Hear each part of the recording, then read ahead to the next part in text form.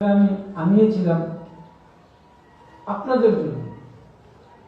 এখন আমাদের তো রুহানিয়াত বড় কমজোর, আমরা তো ফুল হাতে দিলেও ফুলের সুবাস পাই না, আর ফুল হাতে না দিলে ফুলের সুবাস পাবেন কিভাবে?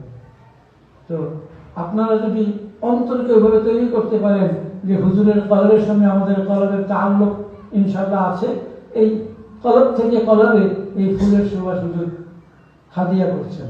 তো মাদ্রাসাতুল মদিনার প্রথম তালেবে ইলম মাওলানা আরিফ আছে নাকি? আপনাদের সবার পক্ষ থেকে তার হাতে এই গোলাপ ফুলটা দান করছি।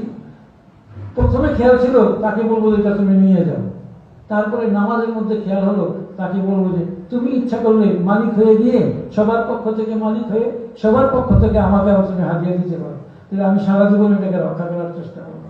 বিসমিল্লাহ।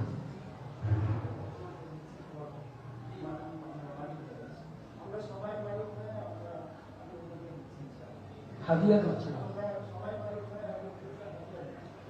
আমি, আপনাদের পক্ষ থেকে এই হাদিয়াটা গ্রহণ করছি এবং ইনশাআল্লাহ এটার সংরক্ষণের আমি চেষ্টা করব। আশা করি আগামী বছর আপনাদেরকে এই হাদিয়াটা, আপনাদের দেওয়া হাদিয়াটা আপনাদেরকে দেখাতে পারবো ইনশাআল্লাহ।